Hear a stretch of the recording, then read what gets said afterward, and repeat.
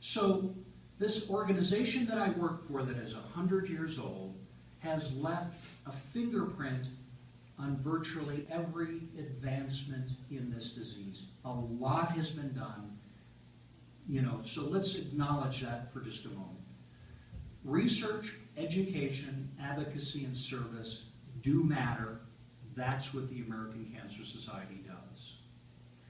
And I got to meet last year, everybody knows Ken Burns.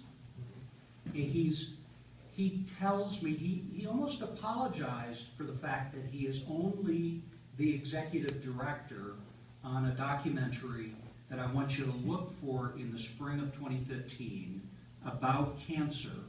And it's a book that I know a number of you have read because it won the Pulitzer Prize in 2010 when it came out. The author's name is Siddhartha Mukherjee. Who knows the book? It's called The Emperor of All Maladies, about the biography of cancer. I'm seeing a few heads nod. If you haven't read that book, it's an example of the very readable books today. If you're not a laboratory scientist or an MD or trained in science, this guy happens to be an MD, PhD. He grew up in India. English is his second language. When you read this book, you're going to say, my God, how does he do it? He translates the scientific stuff, and he turns it in. It's like fiction. And it tells the story of the American Cancer Society and the disease of cancer in such a way that even I can understand it, and he makes it into a story that is very readable.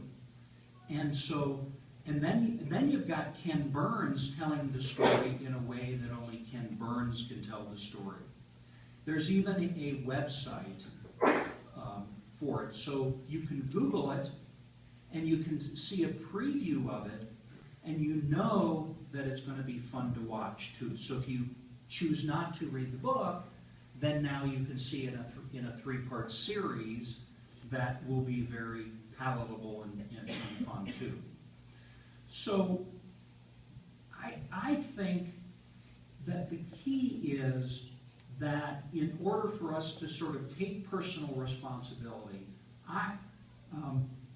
to prevent not only cancer, but other preventable diseases, preventable chronic diseases as it relates to us here in the United States, diseases of affluence, that we need to take personal responsibility.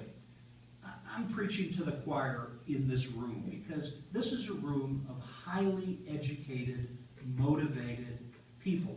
You've done it your whole life. And you've done it with respect to your health largely, but we can extend that to our friends and family members as well. And so these are just the tools. So when I'm asked to train the young people starting with our organization, I really ask them to read those books as well. So I was talking to a volunteer recently, and I encouraged her to read a book by Martin Blazier called Missing Microbes, another example.